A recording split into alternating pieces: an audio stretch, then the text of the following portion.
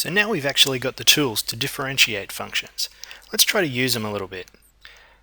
Remember from our example where we started motivating this problem, we're talking about Usain Bolt's 100-meter sprint. Well, remember that instantaneous rate of change told us about a tangent to a curve. Well, in fact, the derivative is the slope of the tangent line to a curve. Remember that we can create an equation of a line if we know a point on the line and the slope on the line. We did that way back, before we were even talking about derivatives. So that means if we know the derivative, in other words the slope of the tangent, and a point on the line, the point where we're tangent to the curve, we can find the equation of the line that is tangent to the curve. Well, let's try that out. We want to find y dash if y is x squared plus 4x. Then we want to find the slope of the tangent at two different points. And then we're going to sketch the curve and both of the tangents. First up, the derivative. X squared plus 4x. Well, that's a sum of two functions, x squared and 4x. X squared is just a power of x, and 4x is a constant multiple times x to the 1. So we can use our rules from the previous set of slides. In this case, y dash will be bring the 2 down, x to the 2 minus 1 is just x to the 1, or x, and then 4x, well, leave the 4 as the constant multiplier, x to the 1 becomes x to the 1 minus 1, or x to the 0, or just a 1. And 4 times 1 is just 4. So our derivative, or general instantaneous rate of change for any x, is 2x plus 4 for this particular function. Then we need the slope of the tangent where x equals 1 and also where x equals minus 6.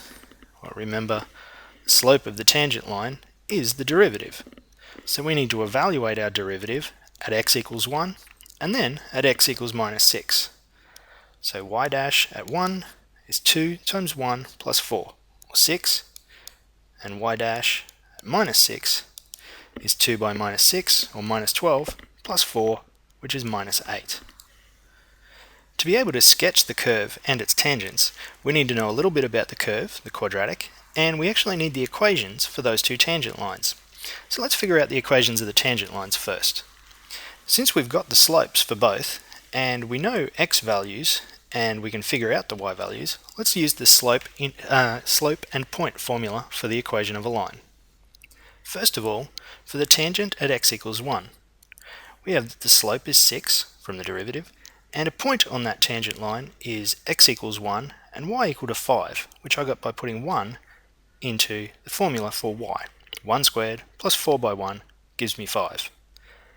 The point slope formula for the equation of the line is y minus y1 equal to mx minus x1. In this case we have y minus 5 equal to 6 outside of x minus 1. And we can rearrange that to give us y equal to 6x minus 6 plus 5 is minus 1. So the equation of our tangent at x equals 1 is y equal to 6x minus 1. Why not pause the video right now and see if you can figure out the tangent line at x equal to minus 6. Basically follow the same procedure as I've done here, but for the different slope and different point. I'll give you a couple of seconds to do that. So with a slope of minus 8 and the point minus 6, 12, I get an equation for that tangent line of y equal to minus 8x minus 36. So we have our two tangent lines. To do the plot, we just need to figure out a little bit about the quadratic function, the original function x squared plus 4x, things like turning points, intercepts. So our quadratic function is y equal to x squared plus 4x. Now its y-intercept, I can read straight off the equation, is going to be 0 because there's no constant term at the end there. The x-intercepts I can figure out by factorizing x squared plus 4x to x outside of x plus 4, and that's going to be 0 when x is 0 or x is minus 4. So we have our intercepts. The turning point, if you remember, the x value for the turning point is given by minus b over 2 times a, which in this case is going to be minus 2. And then I get the y value by substituting that into the function. Minus 2 squared is 4, plus minus 8 is going to give us minus 4. So we know a fair bit about our curve. We also know that the coefficient of x squared is positive, so this is going to be a graph that looks this way, rather than a frowny-faced one. I think I'm going to need a fairly negative graph, given the intercept that I've got there of minus 36 and minus 1 for the other tangent. and a 0 for the quadratic. So I've given myself plenty of space on the negative y-axis. Now I might go straight to drawing this tangent, minus 8x minus 36. I know it's got a y-intercept of minus 36, and I also know that it goes through the point minus 6 and up 12, so somewhere roughly around here. So putting that through both those 2 points, I get a line that looks something like this. The other tangent goes through the y-intercept of minus 1 and also passes through the point 1, 5. So let's put those points in.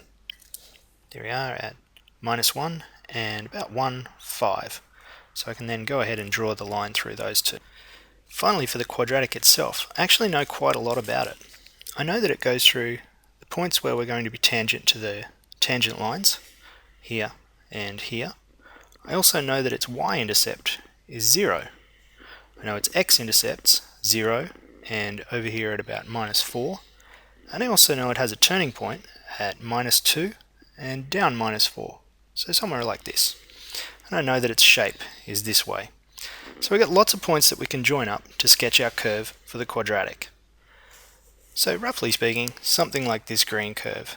Tangent to the blue line at 1, 5, passing through 0, down to the turning point, up through minus 4, tangent to the red curve over here at minus 6, 12, and then going on up towards infinity. So there's our sketch of the two tangent lines and the function itself.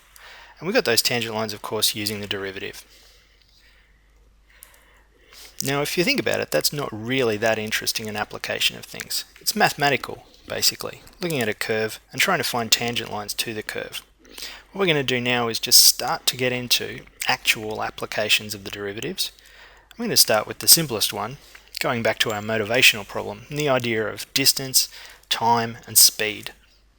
Or in the more formal terminology, displacement and velocity, and also acceleration, the next step along the line. So we've already seen that we can calculate average speed by dividing distance travelled over a time that it took to do it. That gave us a velocity over a longer period of time. But when we want to consider an instantaneous rate of change, that only works if we've got a constant velocity. If the velocity is changing all the time, like Usain Bolt when he was sprinting, then we have to use derivatives. So if we know some sort of mathematical representation for displacement, or distance if you like, in terms of time, then the velocity at any particular instant is given by the derivative of that expression with respect to time. In other words, velocity is the derivative with respect to time of displacement. Let's check out one quick example before we finish off this video. We've got an object falling from rest, that just means it's got no velocity when it starts, and it has a displacement s in centimeters, given by s equal to 490 t squared, where t is in seconds. And we're asked to find what the velocity is for that object after 10 seconds. So remember that velocity, v, is equal to the derivative of s with respect to time. So here we have s equal to 490 t squared. That's just a constant multiple of a power of t. So if we differentiate t squared with respect to t, we bring the 2 out the front as a multiplier, and then write t to 1 less power. So 2 minus 1, which is just 1. So we have 490 by 2, which is 980 t. So that's our velocity for any time. We're asked what the velocity is after 10 seconds. So we can just simply substitute in 10 seconds. 980 by 10 is 9800, and the units are going to be centimeters per second. So there we go. That's just a simple introduction to some of the kinds of applications we might see.